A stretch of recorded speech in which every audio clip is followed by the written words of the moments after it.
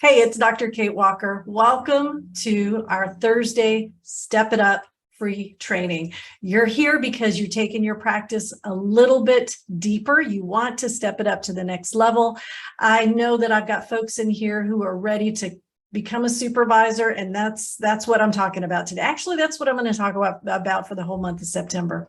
How to become a supervisor. So if you're already a supervisor, you can bypass this month completely. No, don't do that. Take the information, give it to a friend. I mean, if you've heard one of your friends saying, hey, you know what, I really would like to become a supervisor. What does it take? What do I need to know? You can share the information with them. I'm going to make sure that you know about the things in your toolkit, though. Every Step It Upper has a Kate Walker Training course login. And when you log in, you guys have a product called Number One, Start Here. I call it Number One because that means it'll be at the top of all the amazing resources that you get, and you get a lot. So when you click Number One, Start Here, if you scroll down, you're going to see a couple of perks that only Step It Uppers get. Number one, if you have graduated from the 40-hour training and you're in the Step It Up group, you can be a part of the affiliate program for my 40-hour training. What that means is you get money when you refer someone who ends up taking my course. It's a course. It's okay to have that referral income. It's not like clients where we cannot get kickbacks for referring clients. I want to make that very clear, right? Ethically, no, we don't refer clients and get kickbacks. With products, yes, you can absolutely do affiliate programs with lots of different things. I just offer it for the 40-hour training here, but you can even become an affiliate on Amazon, an affiliate through our learning management system here, Podia. Lots of programs have affiliate programs where you can get some passive income when people sign up using your link. And that's exactly what we do. We give you a link, and if your person signs up for the 40-hour training with that link, you get money in your account. It pays you out automatically. Also, in the Number One Start Here course, you see that you have a $100 coupon. It's $100 off the 40-hour training. So if you're in the Step It Up group and you are not a supervisor and you've been thinking about becoming a supervisor, use the coupon or gift it to a friend. You can, I just want you to use the coupon. It's something you pay for. So if you gift it, I would at least do it as an affiliate, right? It'll be less money, but really that $100 is for you if you aren't a supervisor and you are ready to take the 40-hour training. So enough about that. Here's what you're going to get from the training today. I talked in Texas Counselors Creating Badass Businesses today about some common misconceptions, some sort of nuts and bolts, of getting the training when you're eligible and things like that. So certainly you'll get information about that.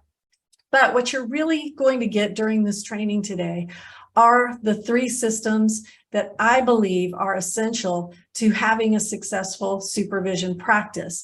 So why would I tell you this? Well, if you're a supervisor, I want you to use it. If you're not a supervisor and you're shopping around for courses, because there are a lot of great courses out there, not just mine. I just happen to think mine's the best, but there are tons out there given by amazing people.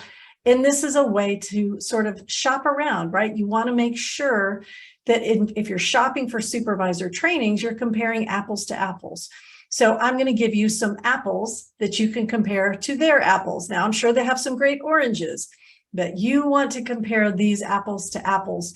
And I always like to qualify that by, I was the liaison to the LPC board for the Texas Association for Counselor Education and Supervision.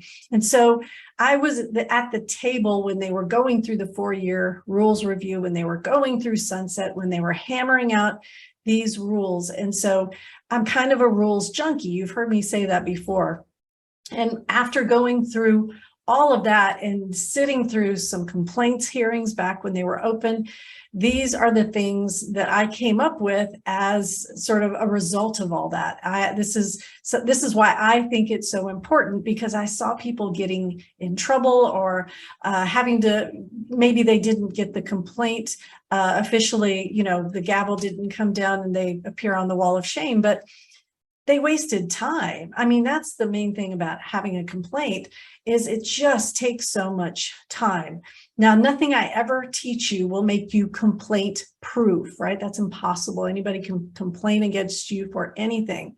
But the systems that I'm going to talk about today will help you mitigate that liability, hopefully make that time go faster, because you'll be able to show very, very quickly, okay, yes, maybe this person is not happy with my work, but let me show you the way that I made sure they were trained properly, and I'm running my practice in a shipshape manner. All right, so let's get started.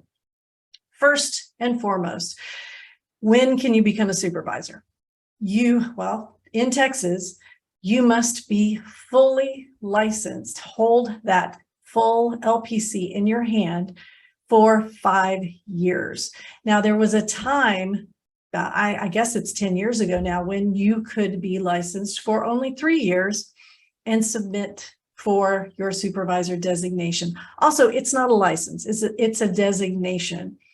And you must hold the license. So the LPC associate hours do not count toward that 5 years. Once you have the 5-year mark, you've got the certificate, and this is what I'm holding, my pretend certificate in your hand, the actual certificate in your hand. You submit the certificate, the completed application, any fees, and it's up to the LPC board if you get to have that supervisor designation. So any course that you take is simply a gigantic CE provider. They're just giving you 40 CEs.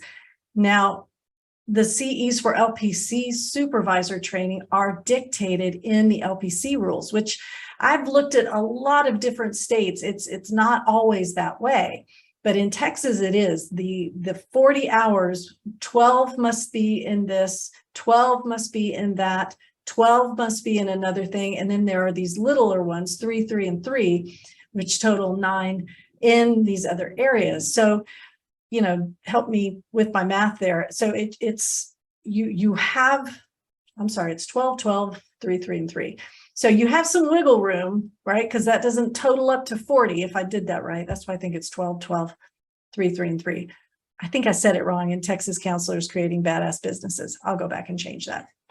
But long and short is, you must realize every 40-hour course in Texas must teach the same thing. If we deviate too far, your certificate might be worthless, right? And so that's the other important thing that's encoded, is this idea that you must finish in 90 days. No extensions, right? It's your certificate must have a date on it that indicates you finished in 90 days or less, right? Otherwise, the board may not honor that. Now, your course provider can give you 15 extensions, or they may charge you, and you know, every time you fail the course, they're like, okay, give me another $600 and you can take it again. But nobody should be profiting off of your failure, right? So it's behooves you to finish within that 90 days, because even if the course provider is like, yeah, sure, extend it, we don't know what the board's going to do, because they have the ultimate jurisdiction, right? They have the ultimate say-so. So 5 years, 90 days. One of the things that is encoded now that wasn't a few years ago, actually it comes and goes, is this idea that your 40-hour training certificate is good for 2 years. I was so happy when I saw that encoded in the rules again, because now you can actually, at your 3-year mark, fully licensed, you can now take the course. You can take the course at 3 years and 1 day, right? The certificate's good for 2 years. And then the day you are eligible, you can submit that, the fees, the CE, I keep hitting my microphone, sorry about that. The fees, the CE, and application, those things, send it off to the LPC board, and you're good to go. Now, after that, your supervisor designation, should they grant that to you, renews right along with your license. You just pay a little extra fee. You go online, you renew your license, you click, yes, I'm a supervisor. They'll say, oh, well, instead of this much, you owe us this much. It's all fine and dandy. You just keep on trucking. That renewal happens. You don't have to keep track of two things, in other words. So that's good news. The common misconception that I addressed this morning in Texas Counselors Creating Badass Businesses is this idea that you have to work with your associate. You do not have to work with your associate. You can have a practice, you can have a private practice, you can have a supervision practice standalone, no private practice. There are lots of different ways you can use supervision to level up your business, and we'll talk about that next week. What I want to get into the meat of today, though, is what you need when you're comparing supervision courses, or if you're a new supervisor and you didn't take my training. Here are the oranges. I love oranges. Here are the things I believe that the systems you must have in place to mitigate any liability as a supervisor.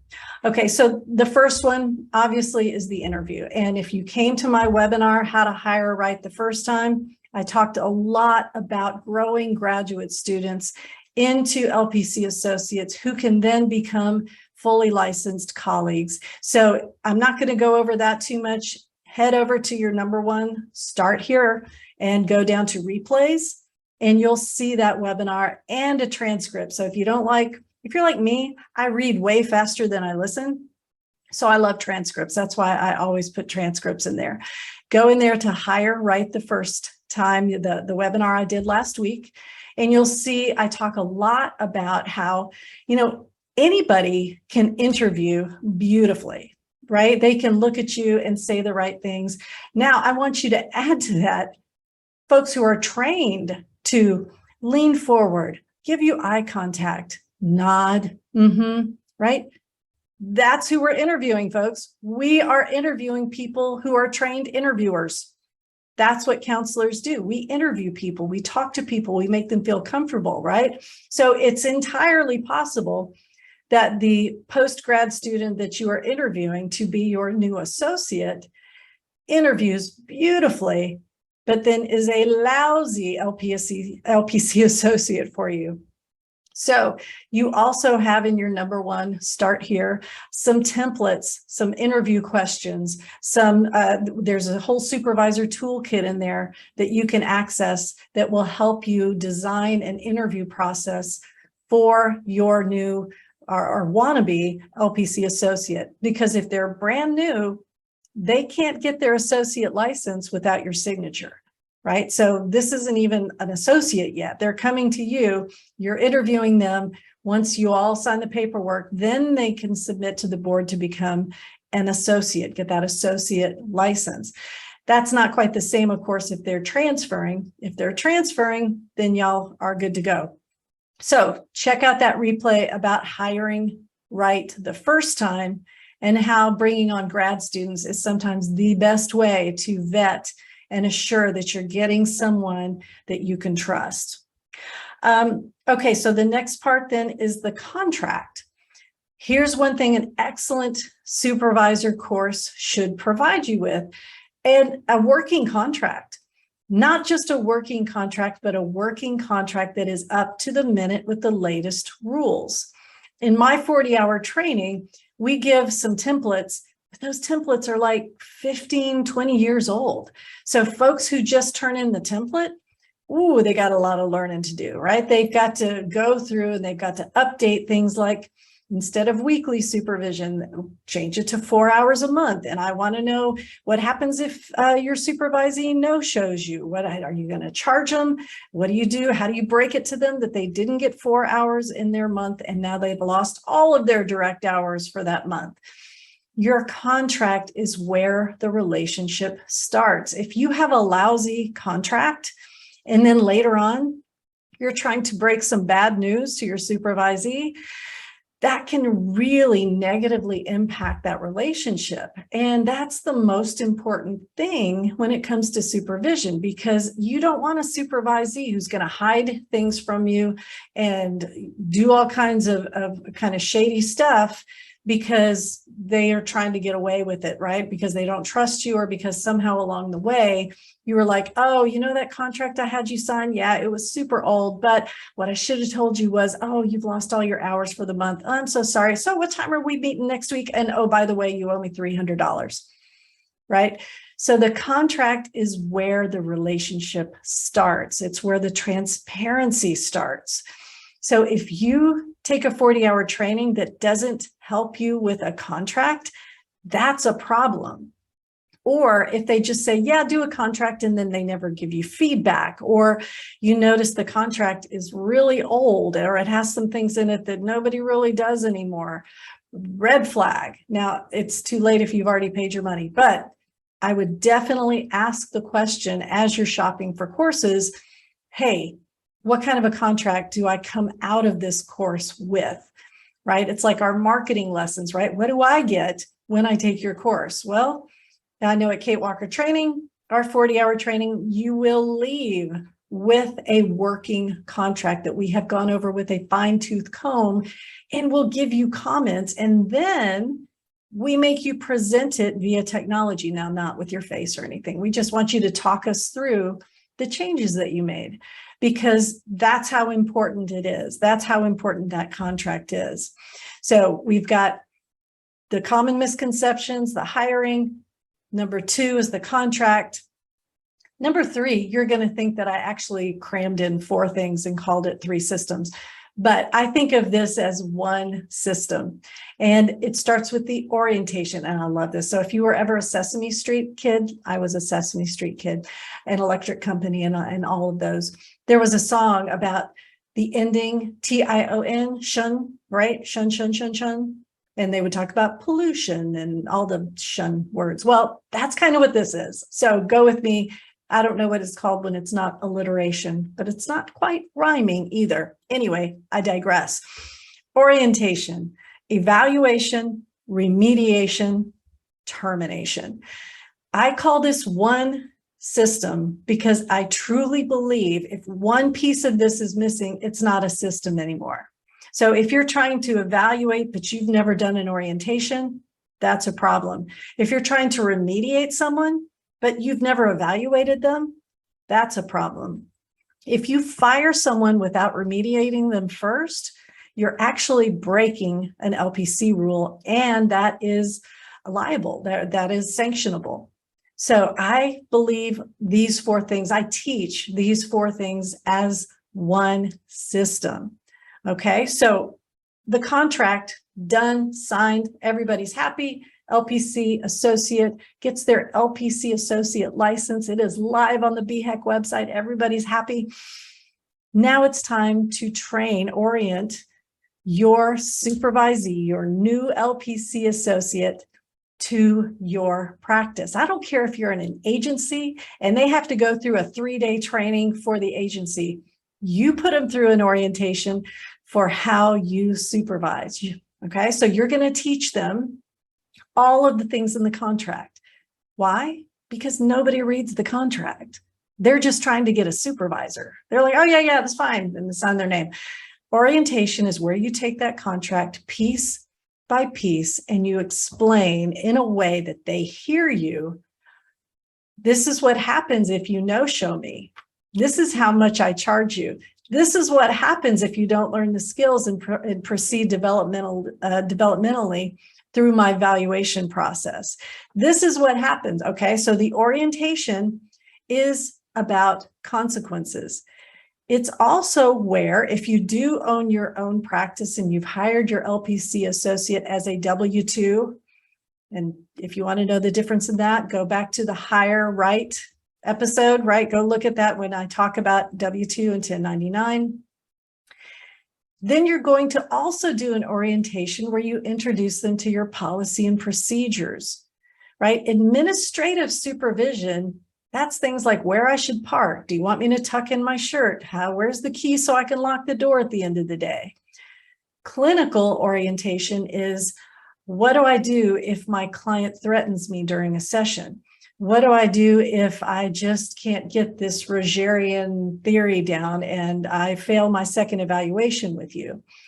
Clinical skills, administrative skills, and never the two shall cross, right? In your orientation, that's where you explain how you keep those separate. Now, yes, of course, there are times they cross over. In fact, one of my students in the 40-hour training, I just read an amazing role play yesterday where the clinical supervisor said, well, why did you break agency policy and talk to this potential client before the lead therapist did? And I was like, uh-oh, that's administrative.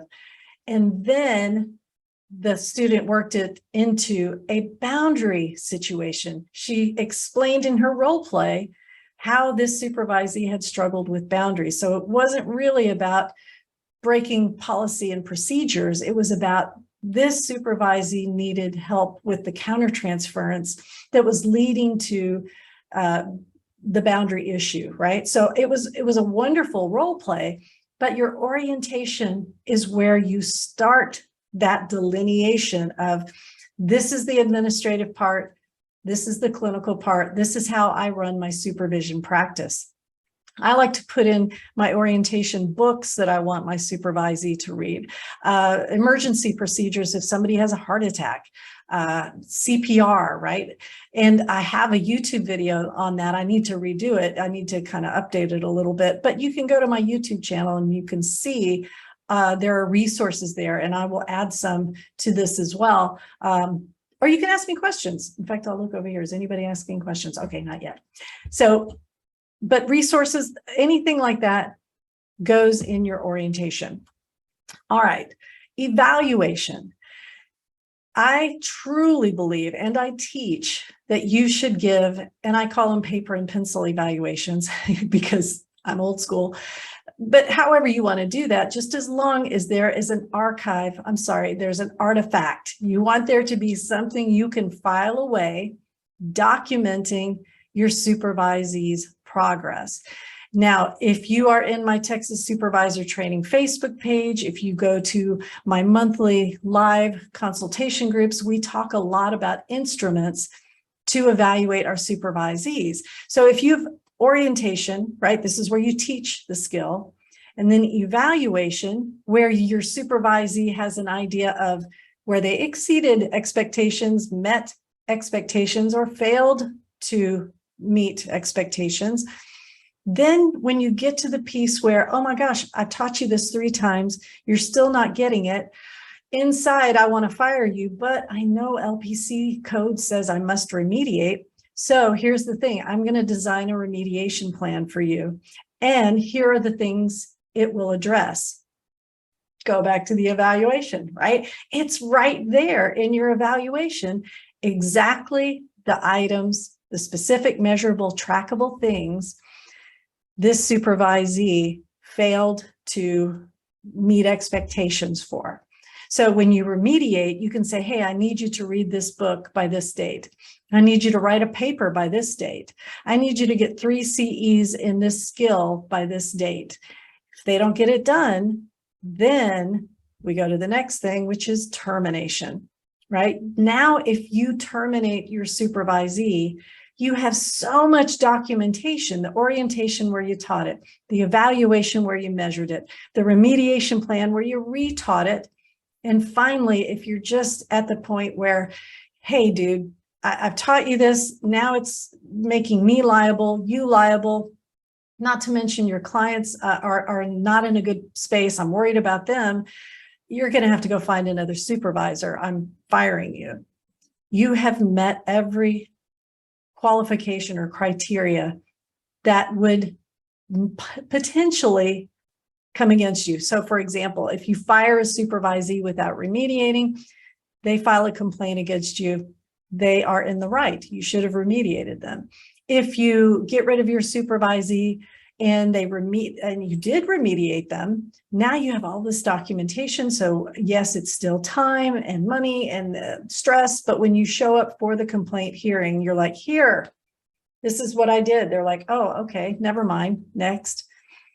So this system, orientation, evaluation, remediation, and termination, isn't just for firing your supervisees, it's for graduating them, right? When you sign off on those hours, if you have done this, you are going to feel so confident in their skill set, right? There won't be any question that you are just completely confident that they can do a great job as an LPC. All right, so let's talk about what we talked about. This training was about helping you check the boxes if you're interested in becoming an LPC supervisor in Texas. Common misconceptions, little nuts and bolts things like how long you have to be licensed. And then, of course, we went through the systems you must have, your interview, your contract, and then our shuns, right? Orientation, evaluation, remediation, and termination. So again, if you were interested in that hiring piece, go back to your replays and take a look. I am Dr. Kate Walker. I'm so glad you joined me today. Have a great day.